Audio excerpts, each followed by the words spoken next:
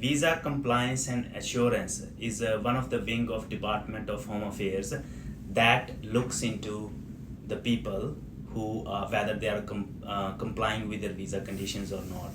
Lately, many international students have received what we call as NOIC, also known as Notice of Intention to Cancel Visa, because of not meeting condition A202. In this video, I'm going to explain you what this condition is about, and if you have recently received a notice of intention to cancel visa, how you can respond to that notice, what things you need to keep in mind. And also towards the end of this video, I'm going to talk and advise the new international students who have recently arrived in Australia while changing course, what are the things you need to keep in mind. Make sure you watch this video until the end. If you're watching us on TikTok, please follow us. If you're watching us on any other platform, say YouTube, Facebook, or other social media, please subscribe to our YouTube channel or follow us. Let's get right into this video. So, notice of intention to cancel visa is a notification that generally is given to the visa holders if they do not comply with the visa conditions. In case of student visas, the most common non-compliance occurs for the condition A202. In this video, in the next part, I'm going to show you on my screen what this A202 condition is, and a little bit of information on AQF levels, and in the end I would explain what should you do if you have received a NOIC. So let's get let me show you my screen. So this is guys, A202 condition. That means meet the course requirements. There are three main things in this condition. The first one is you should remain enrolled in a course in the course for which you got a student visa granted. And second part of this condition is maintain enrollment in a registered course at the same AQF level. That's where a lot of students have made mistake, especially changing to the courses which does not have the same AQF level.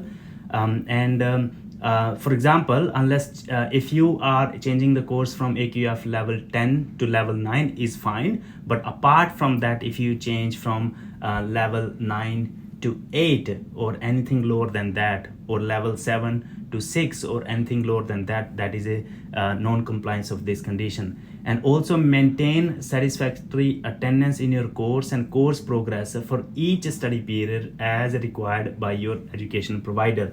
So that simply means that if you are not attending your classes, and if you're not turning up to the college for classes, they also report through PRISM to the Department of Home Affairs, and that information is taken to the Department of Home Affairs, and visa compliance can look at that, right? So first I'm going to take you to AQF levels. So I've got another document open here. So I'm gonna give you a bit of information. I want all of you guys to pay attention here. These are AQF levels. So you see those numbers 1, 2, 3, 4, 5, 6, 7, 8, 9, 10. So 10 is the highest, which is doctoral degree. Now let's look at for certificate 3. So certificate 3 is at AQF level 3. Certificate 4 is at AQF level 4. Your diploma is at AQF level 5, and your advanced diploma is 6. Your bachelor's degree is 7. And your bachelor honors degree or graduate certificate or graduate diploma is at AQF level 8, and your master's degree is at AQF level 9. So for example, if you have come to study a master's degree and you're holding a future COE for master's degree, and you changed your course and you started anywhere between certificate 4 and diploma, or even at this, that is a breach of student visa condition. Lot of students have changed their courses, but they have not redone their visa by holding a future COE. Now what the department has done, they have sent them NOIC, notice of intention to cancel visa, that they are not maintaining this condition because they have changed their course, and that is not in the right AQF level. Now in next part of the video, I'm going to explain what you can do if you have received NOIC. And also, if you are an international student here in Australia, you are newly arrived, you're going to change your course, what should you do, what things you should keep in mind.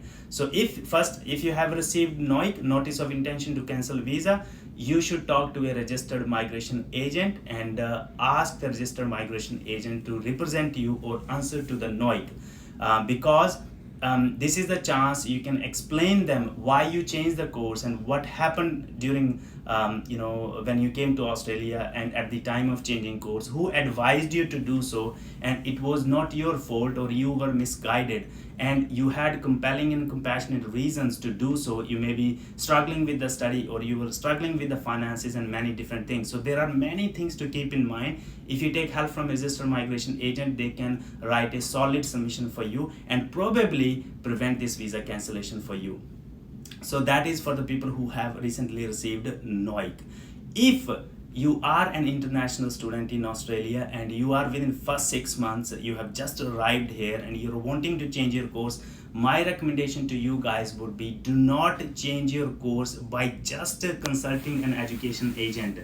Always take help and talk to a registered migration first, because if you go through a registered migration agent, there is less likelihood of you being advised to stay on the same visa and drop down your courses. Most people who do drop down their courses, they do redo their visa. For example, if you have come to study masters, if you want to study trade course, you should apply for a new visa for trade in Australia. So although there is a risk involved in doing that too, but at least not as big as a risk than getting a notice of intention to cancel visa. And this is a really serious thing, guys. If you have received notice of intention to cancel visa, this is a really serious thing. You should as soon as possible, you should get to a migration agent and decide the strategy going forward. For anyone who is wanting to change course, I would recommend you guys to talk to a registered migration agent first before doing this thing. When the Department of Home Affairs, it's a little bit free, they come down to doing a lot of compliance, and this is one part of that compliance activity Department of Home Affairs does with the visa holders. I hope this information is helpful. If you need any assistance, my number is on the screen. I would be happy to help. Thank you very much. I'll see you in the next video.